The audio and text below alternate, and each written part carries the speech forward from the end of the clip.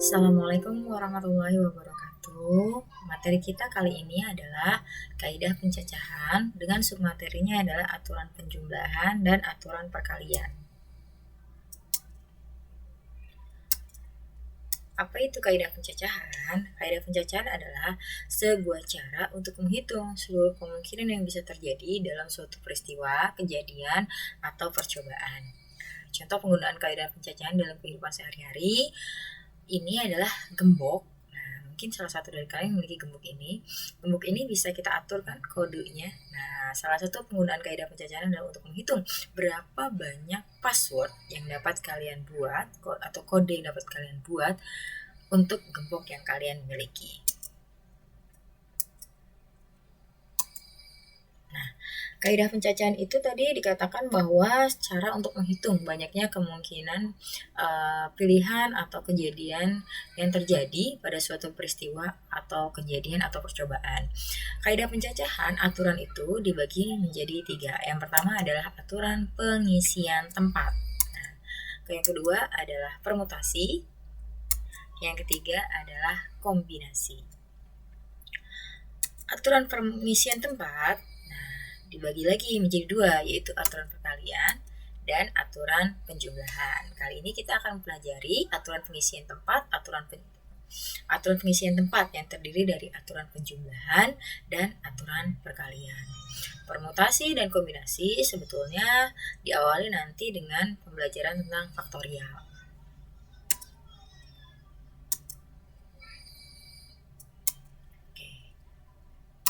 Apa itu aturan penjumlahan? Aturan penjumlahan digunakan untuk menghitung banyaknya pilihan cara pada kejadian yang tidak dapat terjadi atau dilakukan secara bersamaan dalam satu waktu.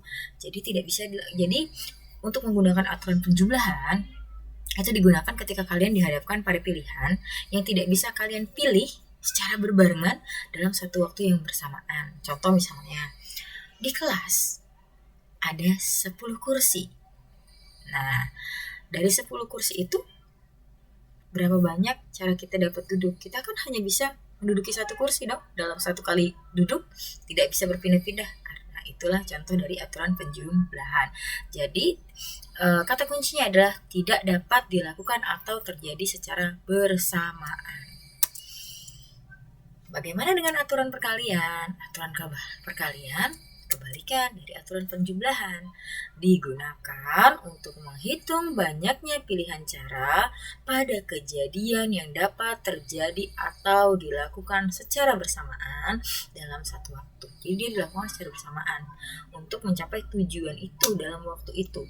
Secara bersamaan itu tidak sekaligus misalnya bergantian secara berkelanjutan, ya bergantian atau bertahap. Contoh ketika kita memakai seragam sekolah, nah kita secara bersamaan kan menggunakan kemeja atasan, menggunakan bawahan, baik itu celana ataupun rok, menggunakan sepatu. Nah, itu dalam satu waktu, yaitu waktu kita mau berangkat sekolah, digunakan secara bersamaan, yaitu kemeja, celana, dan sepatu, seperti itu. Untuk memperdalam pemahaman kita terkait aturan penjumlahan dan aturan perkalian, kita perhatikan contoh-contoh soal berikut. Contoh soal yang pertama, Rania memiliki 3 pasang sepatu boots berbeda, 2 pasang sepatu kets berbeda, dan 4 pasang flat shoes berbeda. Berapa banyak cara Rania mengenakan alas kaki yang dimilikinya untuk menghadiri sebuah acara? Nah, nih, Rania punya sepatu bootsnya 3, punya sepatu ketsnya 4, sepatu ketsnya 2, dan flat shoesnya ada 4. Nah, berapa banyak cara Rania dapat mengenakan alas kaki ini untuk menghadiri sebuah acara? Aturan apa yang akan kita gunakan untuk menyelesaikan ini? Apakah penjumlahan atau perkalian? Perhatikan, Rania dalam sekali pemakaian memakai berapa kali sepatu? Hanya bisa memilih salah satu. Apakah itu sih boots, apakah itu kets atau flat shoes? Dia tidak bisa menggunakan sepatu, boots dengan kets berbarengan dong. Boots dulu dipakai, habis itu dia pakai kets. nggak muat nanti ya kakinya. Artinya alas kaki ini tidak bisa digunakan secara bersamaan. Dengan demikian, digunakanlah aturan penjumlahan. Bagaimana menghitung banyak caranya? Maka kita tinggal jumlahkan banyak alas kaki yang dimilikinya. Bootsnya ditambah dengan pads ditambah dengan flat shoes. Bootsnya 3 ditambah padsnya 2 ditambah flat shoesnya 4, jadi 9. Maka banyak cara nih yang mengenakan alas kakinya ada 9 cara. Itu lagi. Nah, perhatikan nih, hampir mirip soalnya. Jadi lihat ya, dianalisa. Rania memiliki 6 pasang sepatu kets berbeda dan 5 pasang kaos kaki berbeda. Berapa banyak cara Rania mengenakan sepatu dan kaos kaki yang dimilikinya untuk menghadiri sebuah acara? Nah, sekarang si Rania punya 6 pasang kaos kaki dan sepatu kets yang berbeda.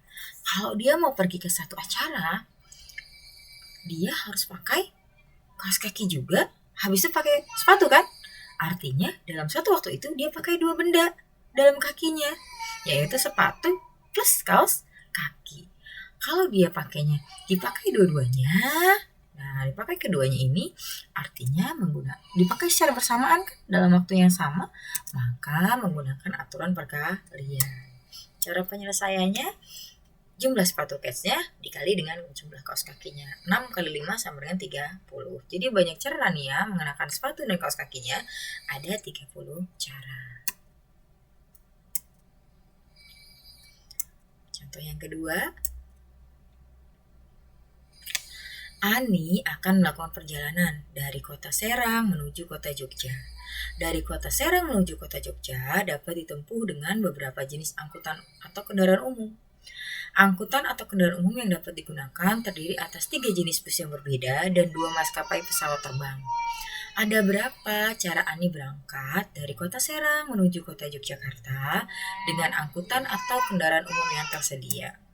Nah nih, Ani mau berangkat dari Serang ke Jogja. Ada bus atau pesawat terbang yang dapat digunakan. Perhatikan, kalau mau berangkat, berarti Ani dalam waktu itu apakah bisa menggunakan bus sekaligus juga menggunakan pesawat?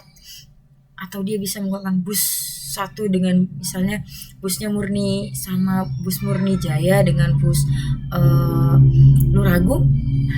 Tidak bisa bukan? Artinya dalam satu kali naik, dia hanya bisa menaiki satu jenis, yaitu naik bis saja atau naik pesawat terbang saja. Naik bisnya pun hanya dapat milih satu jenis bus dari 3 jenis busnya. Begitu bukan? Arti dengan demikian, Ani tidak bisa menaiki beberapa jenis kendaraan tersebut dalam waktu yang bersamaan.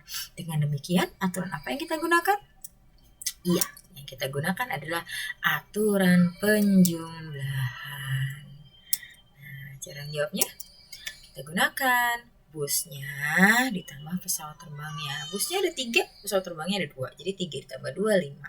Maka banyak cara Ani berangkat dari kota Serang ke Jogja dengan angkutan atau kendaraan umum yang tersedia dapat dilalui dengan 5 cara.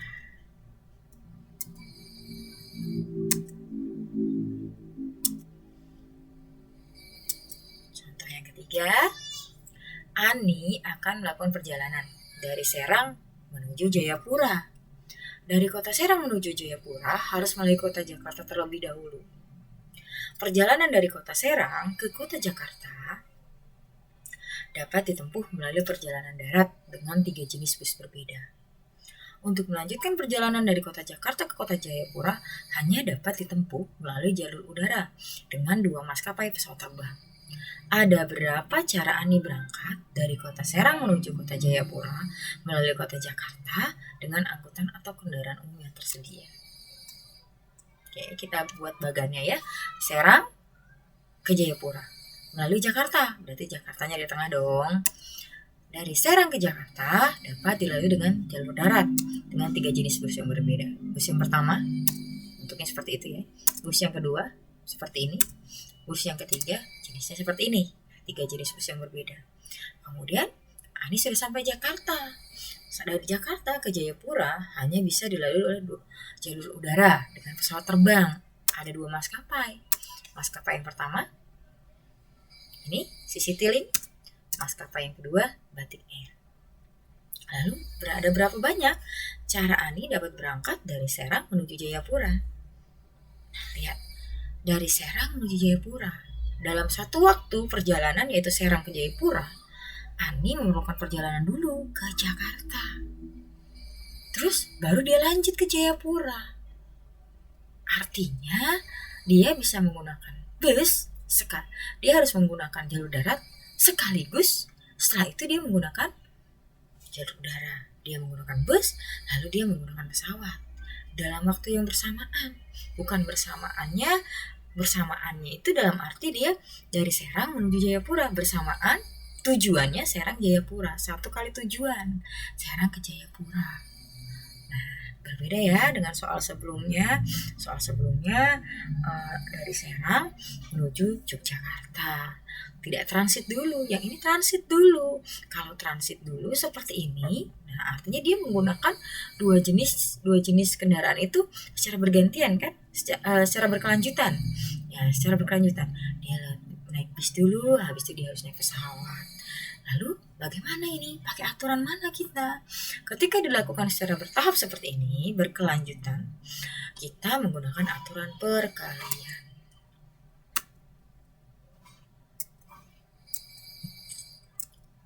Nah, caranya adalah angkutan dari Serang ke Jakarta dikali dengan angkutan dari Jakarta ke Jayapura. Dari Serang ke Jakarta ada 3 angkutan, yaitu 3 bus yang berbeda. Dari Jakarta ke Jayapura ada 2 angkutan. Ada angkutan yaitu 2 jenis pesawat terbang yang berbeda. Dikalikan 3 kali 2, 6. Jadi banyak cara Ani berangkat dari kota Serang menuju Jayapura, ada 6 cara.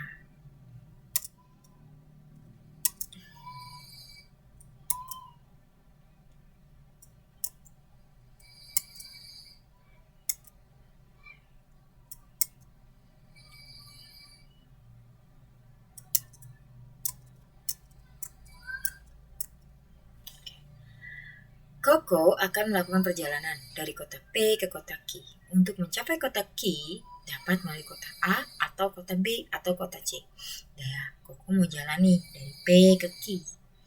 Dari kota P ke Q harus melalui salah satu dari 3 kota ini, yaitu kota A, kota B, dan kota C. Dari kota P ke kota A terdapat 2 jalur yang dapat dilalui. Dari kota P ke kota B terdapat 1 jalur yang dapat dilalui. Dari kota P ke kota C terdapat 2 jalur yang dapat dilalui. Dapat dilihat ya, tanda garis panah ini artinya jalurnya. Banyak jalurnya. Sedangkan dari kota A ke kota Q terdapat 1 jalur, dari B ke Q terdapat 2 jalur, dan dari C ke Q terdapat 3 jalur. Berapa banyak jalur yang dapat dilalui Koko dari kota P ke kota Q? Nah, kalau di soal sebelumnya kita hanya melihat seperti ini saja, atau seperti ini saja, atau seperti ini saja. Nah, bagaimana kalau kejadiannya seperti ini? Transitnya bisa dilalui di 3 kota. Maka kita menggunakan aturan gabungan, yaitu menggabungkan antara aturan perkalian dengan aturan penjumlahan. Kita pecah menjadi masing-masing tempat transit. Kebetulan transitnya ada 3 kota, berarti ada tiga langkah awal. Yang pertama, kita melalui kota A dulu, kita cari untuk mencari banyak jalur yang dapat kita lalui di kota A, dengan jalur dari P ke A dikali A ke Q, P ke A dikali A ke Q, P ke A nya ada 2, dikali A ke Q 1, 2 kali 1 sama 2. Kemudian yang kedua adalah melalui jalur B, melalui kota B, PB dikali B ke Q, P ke B dikali B ke Q, P ke B nya 1, B ke Q nya 2, jadi 1 kali 2 sama 2. Yang ketiga adalah melalui kota C, P ke C dikali C ke Q. P ke C-nya ada 2, C ke Q-nya ada 3, jadi 2 kali 3 sama 6. Setelah mencari masing-masing banyak jalur dari masing-masing kota yang dijadikan tempat transit, baru kita jumlahkan dari seluruh kemungkinan yang terjadi, kemungkinan jalur yang dapat dilalui. Maka banyak jalur yang dapat dilalui adalah hasil pertama ditambah hasil kedua ditambah hasil ketiga. 2 tambah 2 tambah 6 sama dengan 10. Maka ada 10 jalur yang dapat dilalui Koko dari kota P ke kota Q, melalui kota A atau kota B atau kota C.